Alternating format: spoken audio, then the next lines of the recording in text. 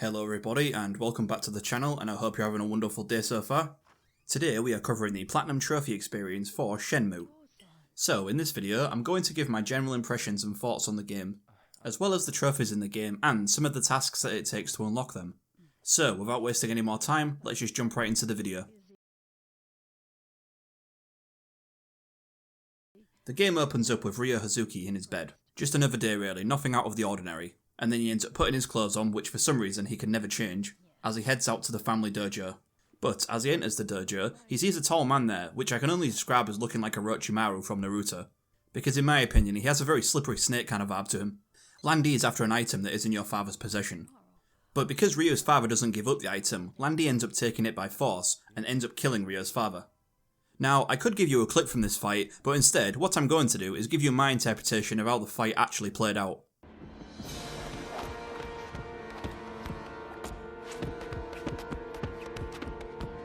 Ryo's father and Ryo were no match for Landy, not even close. After he has killed Ryo's father, he takes the item what he was looking for, which we later find is the Phoenix Mirror. And then this ends up setting up a revenge story in which Ryo tries to hunt down Landy.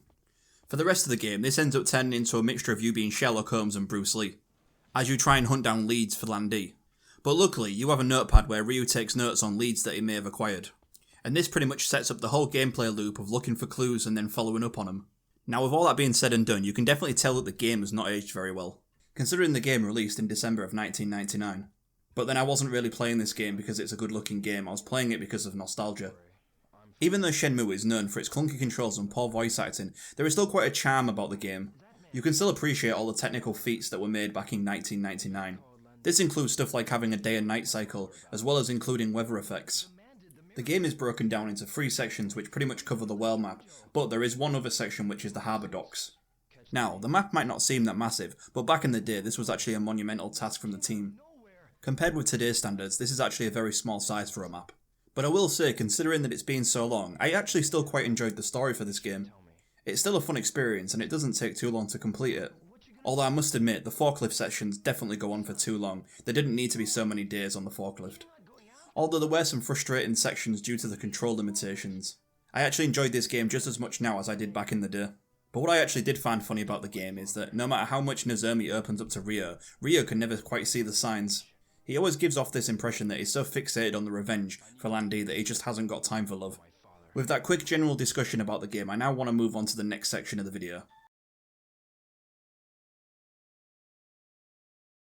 This is basically going to go over the Platinum experience for the game. I do warn you though, if you do plan on going for the Platinum for this game, it's definitely handy to have a guide ready because there are quite a few missable trophies in the game. Luckily, a lot of these trophies seem to be at the beginning of the game, so even if you do miss them, you can always start a new game and then just go back for them. Now, this is going to be a little bit different because in this game, there isn't really any hard trophies to go for honestly. I would say that the trophy list overall is a bit more relaxing and you can chill out a little bit. There's nothing like too stressful to do, or there's no really hard difficulty. This trophy list is more about experimentation and just generally having fun with the game. Whether that's going to the arcades to play Space Harrier or Hang On. Or if you just want to put money into the toy machine and crank out a collectible. This trophy list is definitely one that you will have more fun with rather than being stressed out about. Overall, I can definitely say this is a fun list to go for. During your playthrough for the game, you will learn other moves which you can use in combat. Sadly though, this is one of my biggest gripes with the game because there isn't actually a lot of combat sections in the game. Instead, the game is more about following leads and doing detective work. It's only really at the end of the game where they let you unleash all the moves that you've learned. But this is actually quite satisfying because this ends up being a 70-man battle, which ends up taking place on the docks where you team up with Guizan. Another character that I'm going to touch on in the game is Chai. Chai is one of Landy's accomplices, and he's sent out to spy on Ryo as well as trying to find the mirror that Landy needs. You end up fighting Chai twice in total, one at the arcade store and one at the docks. Now I'm not going to lie, the first time I ended up playing against Chai I got my ass handed to me. But this is due to the restriction of space because he fights you inside of the arcade store, where you pretty much have a major disadvantage against him. Whereas the second time you fight him at the docks where you have all the space you'll ever need. Another trophy I'm going to point out is when you have to get the tornado kick from Tom. Now the only reason that I mention this trophy is because it is actually missable. The reason I say it's missable is because there is actually an option to decline the move, and by declining the move you actually miss the trophy.